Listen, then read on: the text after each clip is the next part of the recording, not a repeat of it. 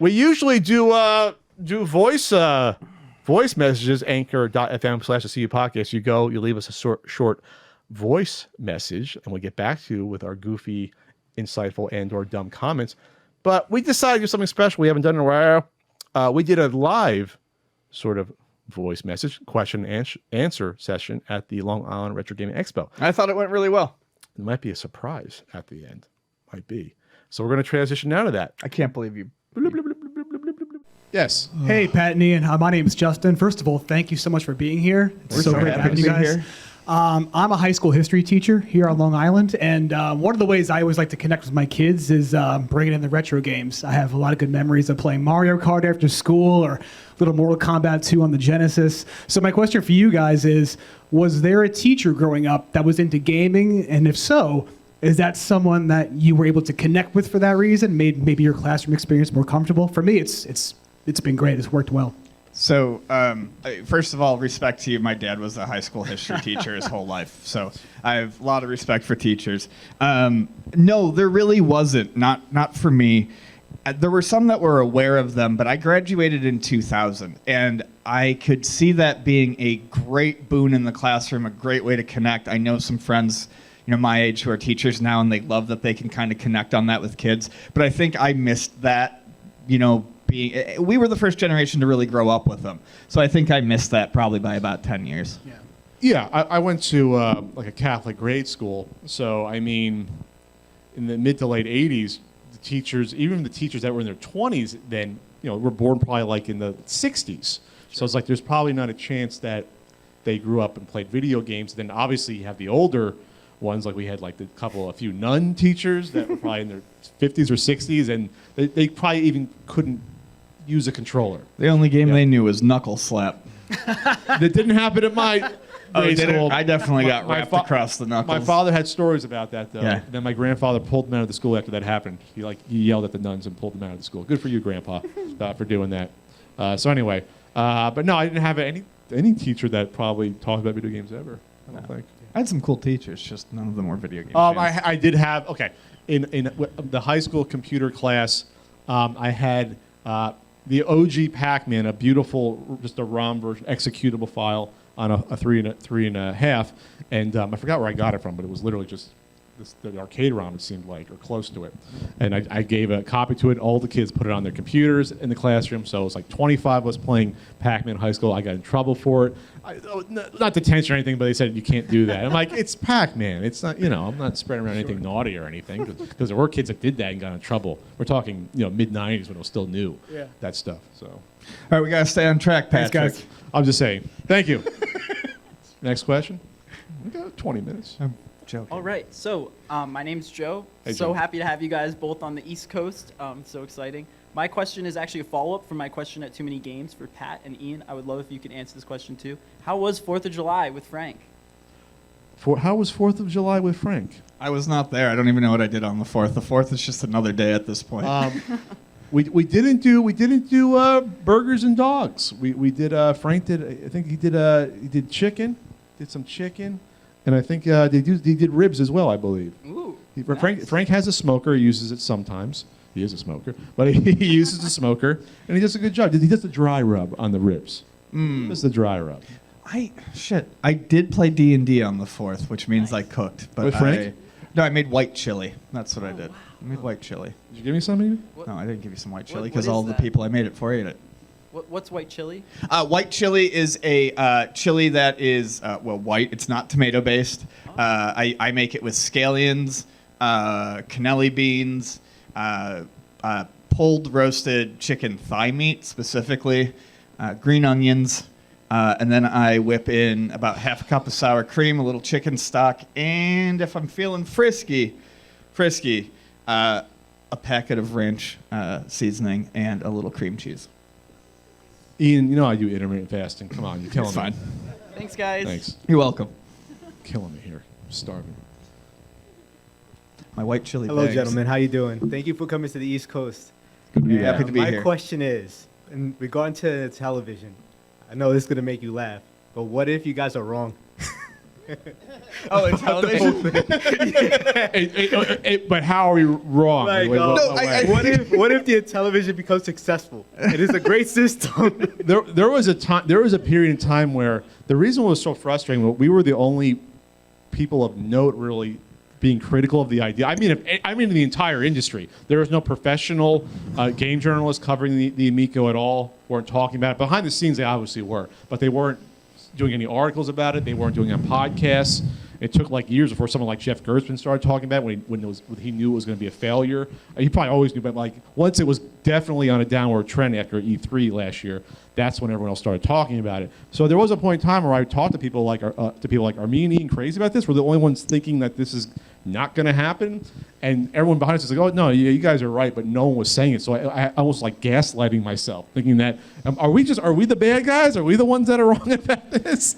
I mean, my quick answer is this. I've said it before, and I'll say it again. And I knew this wasn't ever going to happen from Go. But if Tommy Tallarico's wish-casted, I'm just going to make up bullshit presentation at Portland Retro Gaming had come true, might have been something I would have been interested in. I like weird, quirky stuff. He was rattling off all the right retro, game titles that I knew he had no rights to. Burger Time re-release. I love Burger Time. Yeah. He had put R-Type up there. Yeah. So if that version of it had come out, I would have bought it. I would have been like, all right, here it is, and I would have bought it and enjoyed it. Because honestly, it did At $180. at $180. Yeah. Yeah, not higher than that.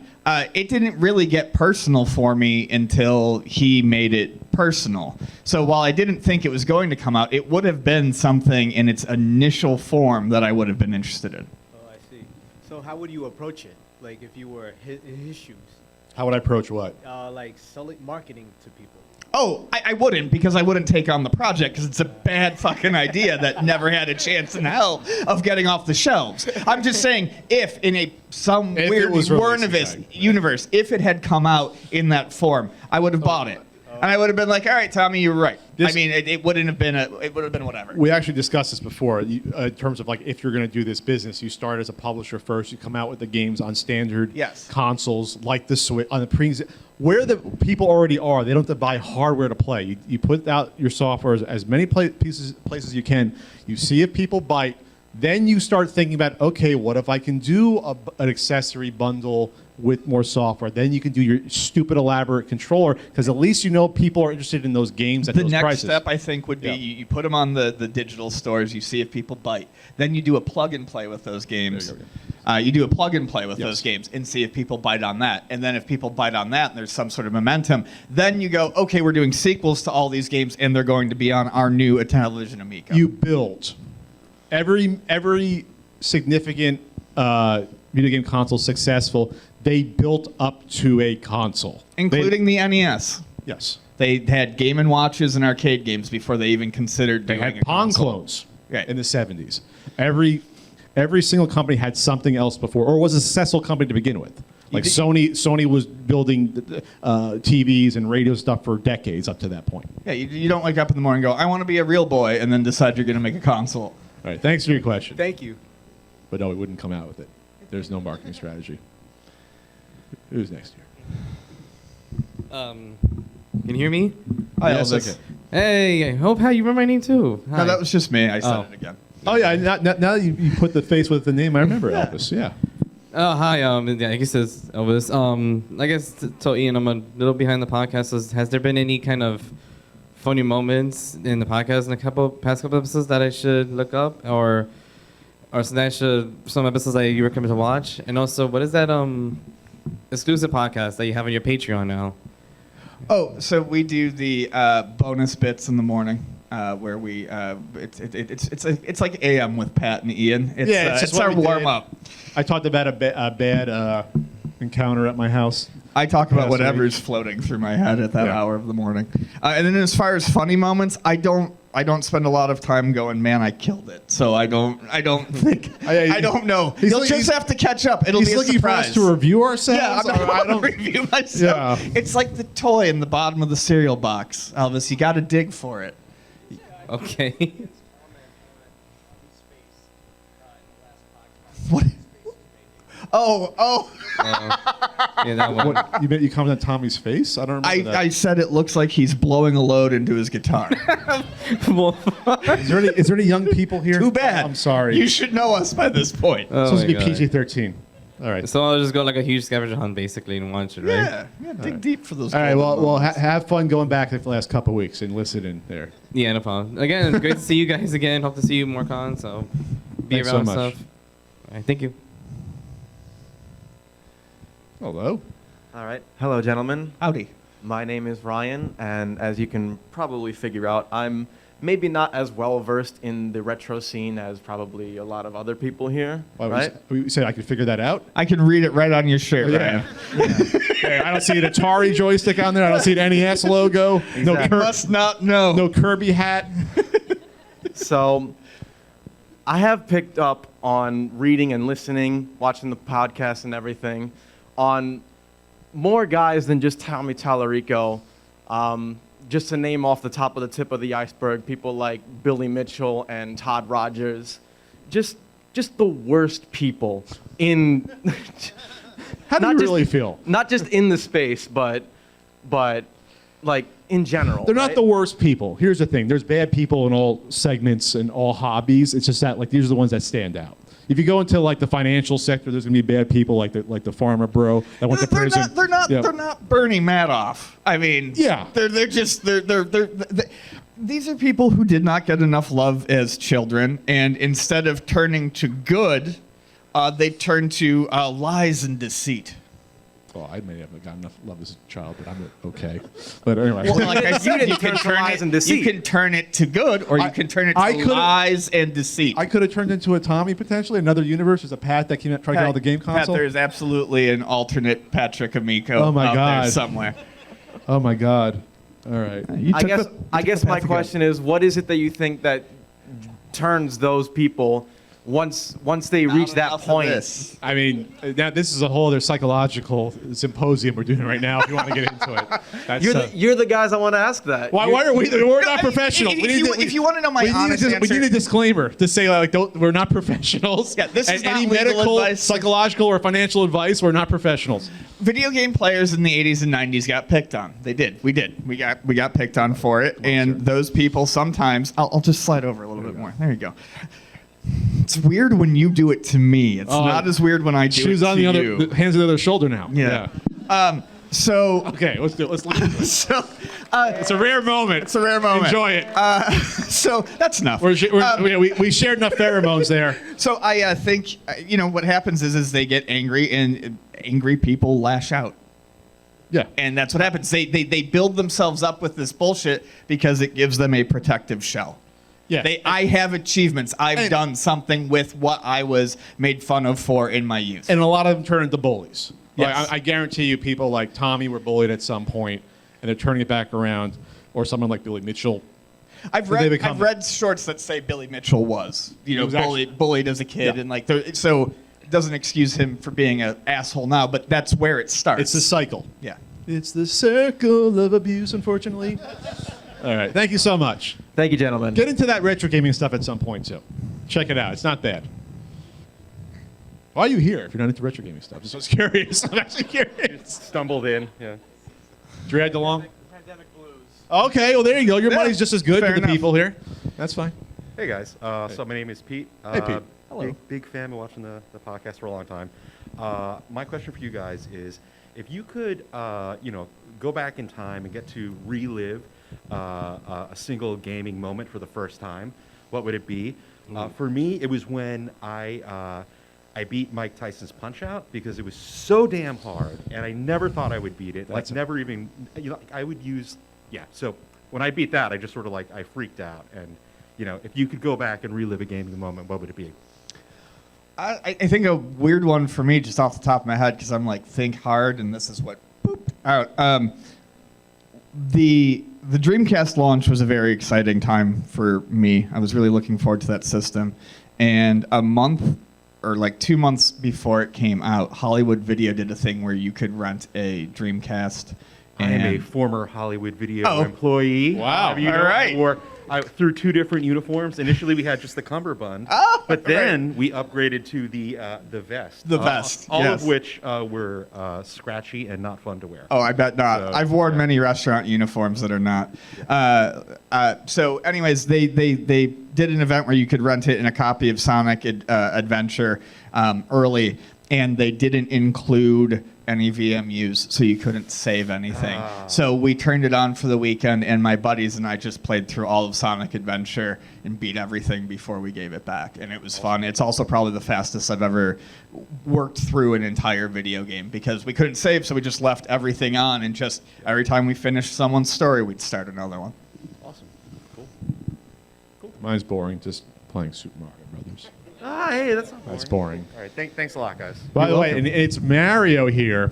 I hear people saying Mario here again because yeah. that's how we say it in Jersey and New York. Yeah, it's long. I'm from. Am I right about that? Yeah. Do you know Marios or Marios? You know personally know Marios, right? Thank you, all non-East Coasters. I'm not crazy. People come after me all the time for that. Thanks, guys. Yeah, you're welcome. All right. Hey, Pat, Jose, I see you on Twitch. I'm Red Prowling Devil on there. Oh, nice to see you. 3 things. 1, Ulysses is better than the Mask theme. The Ulysses. There's nothing better than the Mask cartoon theme. This question's for Ian. Ian, what is your favorite era for commercials? For Ian, do you have an error? I do, and it's the answer. Late 90s paid advertisements, particularly the Ron Popeil, Ronco segments. I used to trip balls in high school and then come home and watch those as I came down, and it was the best. I felt really close to Ron Popeil, and I rarely get sad when celebrities die, but when he kicked the bucket last year, I actually reached out to a friend I hadn't spoken to in like 10 years, and I was like, "Did you hear Ron died?" And he was like, "Yeah, that's sad stuff." So anyways, I don't know if I ever saw any of those. I'm trying to think. Jesus H. Set It and Forget It. Oh, is that guy? Jesus. The old guy with the white he's hair? a legend. Okay, he did a lot of those. I've seen Popeil, those. man. I don't know his name. He was the As Seen on TV guy. Yeah. Who wore like yellow shirts, like polo shirts. Was he that guy? Just we'll go over Ron. All right, I'm later. sorry. We'll go over Ron If later. you want to answer the same question, Pat, I know yours would be the 80s from Yes, like you could make an argument historically. 1985 was the greatest year for like toys and pop culture ever. And like- my question for you is, what is your favorite commercial mascot? Favorite commercial I'm thinking mascot, it's either or Pillsbury- that means like really like Pillsbury favorite like Doughboy. I'm thinking either Pillsbury Doughboy or the Hamburger Helper Glove. But Hamburger Helper Glove doesn't get the credit I think that little guy deserves. Kind of that's great. overlooked. That's Ron. I always like the yeah. Oh yeah, I recognize him. You know what? I like the little Snuggle Bear. I like the, Snuggle Bear, yeah, he's shout out good. to the Snuggle Bear. Loved him when I was a kid. My parents kind of used that as an example to teach me about how like advertising is evil. They're like, "See how much They you ruined love it. that bear?" They And I ruined was it. like, "Yeah." And they're like, "It's for fucking detergent." And I'm like, "That is kind of gross how it preys on me." Thanks, Mom. I was like I 5. stuffed little animals. It's like rooting Christmas, rooting Right. Santa Claus. Snuggle Thanks. Bear isn't real, Ian. He's a marketing asshole designed to take your money. All right, thank you so much. I'll be seeing I'll see you on the streams. Anyone here go to my streams every Wednesday? Twitch.tv/ContraCode. Ian's not there. I don't. Ian doesn't go. Ian doesn't care about me. Hey, Hi, I'm Mike. Hey, I met Mike. you guys a few years ago, and I'd never seen any of your stuff, but then I went all in on it. and you regret it immediately. No, I love Okay. it. Pat the NES Punk, Flea Market Madness, Video Game Years, and of course the CU podcast. I feel like, I said this to you outside, I feel like Frank and I would get along swimmingly because of our interests in music and films. I think we'd have a gentleman's disagreement about the Roger Moore era of James Bond. Oh, he does. Even if he admits a movie is okay, it's like, I can watch that one. Like For Your Eyes Only, it's probably the best Roger Moore one, in my opinion. I haven't seen that one. I saw. Oh, really? Well, I'm not going to list all the ones I saw, but I mean, there's I like did not- 6. So Yeah. I mean, if you're gonna see him, that one and The Spy Who Loved Me are probably, and I guess A Live and Let Die. Right. Those are probably the That's- only 3 you want to see. Those are the ones that I've seen. And the other Live and Let 3, Die, you don't want to see Man with the Golden Moonraker. Gun. Yeah, you don't want to see Spy Who Loved Octopussy is weird. We'll just come I to didn't think it James was Bond weird. panel now. All right, And anyway. then A View to a Kill came out, and Roger Moore was like almost 60 by then and could Yeah. barely move. See you, unfortunately. Bondcast. Yeah, the CU Bondcast. Well, I hope I'm more limber when I'm 60 in 20 years. Do that yoga. I turned 40 in November. I guess my question on the subject of Frank, is he as much of a Luddite, not into technology as you Yes. see in the really? Yeah, yes. Yes. I can even answer that. Yes, I he tried to is. teach him how to use a laptop several years back, and it was the worst mistake of my life. I think I was over there once when you were trying to teach him how to do something on an iPad or something like that, and it was It wasn't a pad, but he maybe knows like how to a use a netbook? pad. So okay. He had a laptop. Yeah, okay. And trying to teach him how to log into email. So he doesn't even have a smartphone like No, he does. He loves this. He can use a smarphone good. easily. He can do. Good. He even knows how to use the Uber, as he says it. The He knows Uber. how to. He knows how to do that. Let me call the Uber. That's my Frank impression. But I have to install the apps. Can I get that Uber thing on my phone, Pat? What do you say? I'm like the sure. little sidekick tech guy you see in the '80s shows that help him do these things. And I guess, is he really into Ancient Aliens, or was that just a litter, for the? No, he any- loved that show. Really? Ancient Aliens. Oh yeah, Oh, okay. yeah. We met the guy with the hair. Frank doesn't really Yeah. know how to act. What That guy- came through on all I know is cameras. the meme photo. That's all I know. That's Exactly. all I've seen. He's pretty genuine. All right, thanks, guys. Thanks. Makes great sausage and sauce.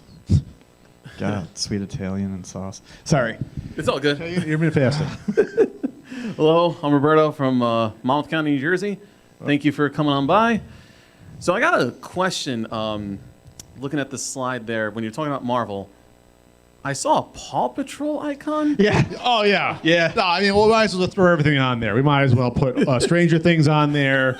I mean, at this point, you put anything on there you want. You see, Tommy had like a wishing face he made when he was wishing, like You like the wishing? Paw Patrol, like he's gonna shit it out like a complete product. If I concentrate hard enough, it's just gonna fly out my ass. I was going to ask, I know there's an actual Paw Patrol game on consoles, but what do you think, in the wildest speculation you can make, what would Tommy have done with Paw Patrol? It would have Because- found the app version and tried to port it over. Yep.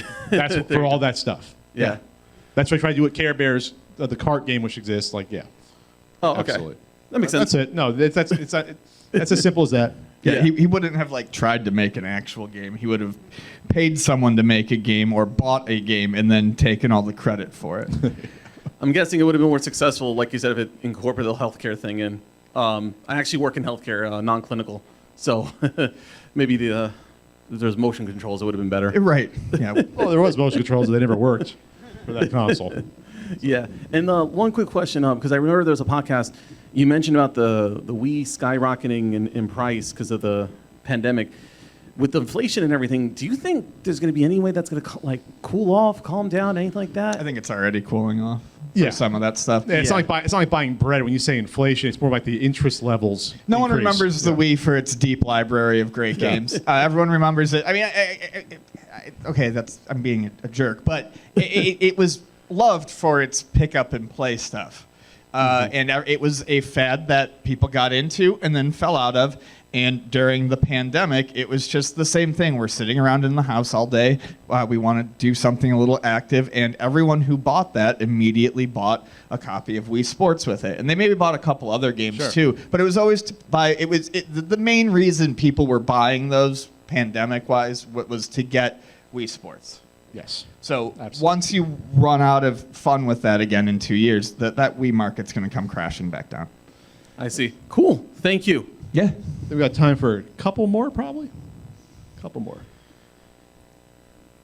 Hey guys, great to see you come out here. It's really awesome. Get to see your podcast and all that good stuff. But my question's a little bit more off topic. With Warner Media kind of canceling, the pretty much almost everything they have with all the craziness that's going on with Ezra Miller, what do you think's going to go on with the Flash movie? You think that gets canceled? I saw a thing written about it. We'll probably talk about it next week. That there's internally There's they're three weighing options. three they're options. weighing, and they're going to do they're either going to shit can the movie entirely, release it with no promo from Ezra Miller, or they're going to have them do like a Sit down interview. weepy sit down, I'm so sorry, blah blah blah interview, and then have him do like limited promotion. That was just something. Limited new stickers, by the way, limited. Ding ding. Yeah. Anyways, I I think they're going to come out of the movie. They're not going to be anywhere near the promotion. No talk shows. Yeah, I don't no think red that. carpet. I don't think the weepy interview is going to be an option. He's either not going to promote it whatsoever, or they're going to shit can it. Yeah. And I wish. I don't know. It's just a stupid situation. They're fucking that whole thing up. Thanks so much, guys. All right, and someone in an Intellivision shirt. Yeah, I guess my question is, how much does your show suck now that I'm not calling in anymore? There's Exhibit A. How many of your sponsors have bailed on you by now? Manscaped probably already has 1 foot out the door, or should I say 1 testicle out the door. You were going to say something? I'm sorry, I didn't mean to interrupt you. I'm sure it was brilliant, whatever you were going to say. No, I'm cowering in your presence now. I don't know what to do, Tommy. We wouldn't have said these things if we knew you were in the audience. Oh my God. By the end of the year, you'll be lucky if you get Blue Chew back. Oh. Who remembers when they used to cut promos for Blue Chew? You do what makes the money. Hey, it works. I mean, what? This is what they sounded like, if you don't remember. I swear to God, this is what they sounded like. Hey, Ian, do you like sex? What kind of stupid question? Of course he doesn't. He doesn't like anything. I don't sound like that, though. Do I? Maybe you could get him to like sex if he was able to smoke it. It's probably true. Wouldn't that be something? If I could roll it up. Yeah. That would be my next business venture. Yeah, it's my next business venture. Me and John Alvarado and Hans Gruber, we can make that happen. I don't think his name is Hans Gruber. No? No, that's a character from a movie called Die Hard. I've been calling him Hans Gruber. What's his name? Oh, you don't know the name of your guy out in Europe peddling your stuff? No, his name is Hans Gruber to me. Oh, okay. You have to look that probably a little If it was Hans Lipschitz. Ipschick, yes. So you're telling me my whole life has been a lie? Yes. I mean, I don't know. Did you get into the Yankees Hall of Fame? Hey, get off Jacob deGrom's dick for 2 seconds. Hey. Some respect. We're close to Citi Field. That's disrespectful. I would drop the mic, but it's not my mic, so just pretend I'm dropping it. Boom! All right, bye, Tommy. Bye, Tommy. Tommy, everybody. I think that's about as good as it gets. Thank you so much for coming out. you. We're going to be in our booth right behind us. Come say hi, hang out a little bit. Thanks, and enjoy the rest of your Long Island Retro Gaming Expo. And we're back. We're back. Wasn't that fun? That was fun. I'm glad you came out to Long Island, everyone. Can't believe Tommy was there. I know. I was nervous. I started getting flap sweat. Yeah. I was like, oh my God.